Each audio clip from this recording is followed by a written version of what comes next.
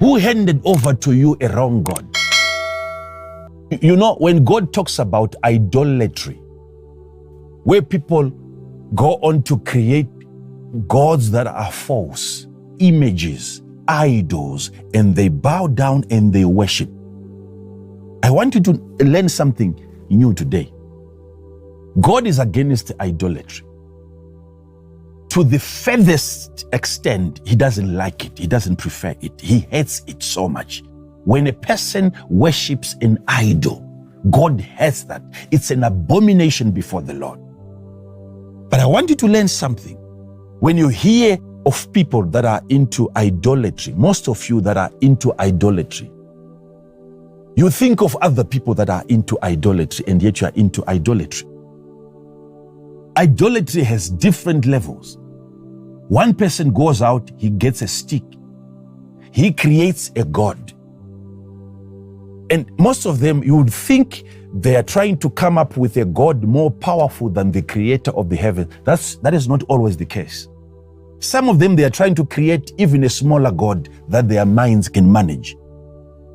It's not always the case where a person prefers, he creates a God that he thinks is more powerful than the creator of the heavens. No, some of them, they know that there is the existence of the ultimate God. But that God is too big for my mentality. So they downsize, they create a God that they can reach, a God that they can touch, a God that they can converse with, a God that they can see, a God that they can perceive. It is the size of their mind. So it's a downgrade of a greater God to a size of a God that their understanding can comprehend, can manage. It's not just they're always looking for a much more powerful God. No, that's not the case. But I want you to understand something. The people that you think are into idol worship, most of the people listening to me even today, you are idol worshippers. How do I know? If the God that you believe in is not the actual God,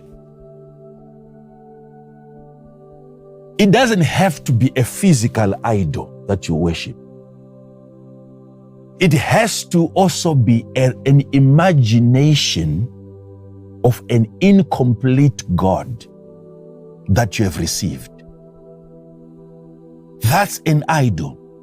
When you close your eyes and you are praying, or your hands are raised and you are talking to a God, I wish there was a way we could just plug in some cables and then we have an image. What is your imagination? Let's have a look at that kind of a God. Let's see his size.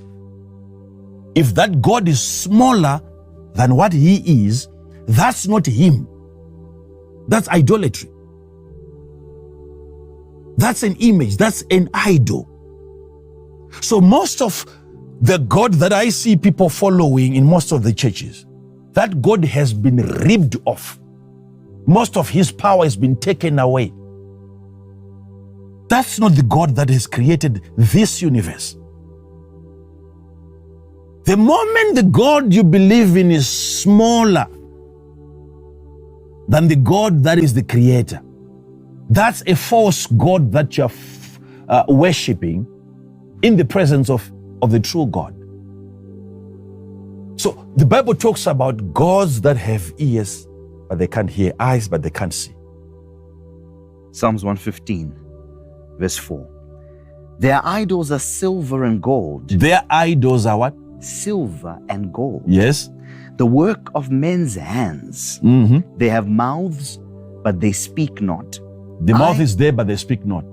Eyes have they. It's a God they believe in. It's a God they believe in. They believe in a God that has a mouth. Okay? But the God, how do you know that they believe in a God that has a mouth and the mouth cannot speak? You will know it when you start saying, God said this to me. They will resist what is being said. They are accustomed to a God who has a mouth that cannot speak. Then you will know a person is following an idol. Why is it difficult for you to believe when a man tells you, God said to me? Why is it hard for you to believe in a God that says, if you know he has a mouth? You see? So leave your mind open. Let God communicate if he has a mouth. Observe the mouth until the mouth begins to speak. Then you know that's a true God. How can you follow a God who cannot hear you? He's saying they have ears, but they can't hear. They have ears, but they hear not. They hear not. But the problem is people are spending days praying to a God who has an ear who cannot hear. Yet they are praying. How do you explain that? So much effort is being put in communicating with a God who cannot even hear. Yet people are praying. If God has a mouth and you don't want him to speak, what is that mouth for? You don't believe in prophecies.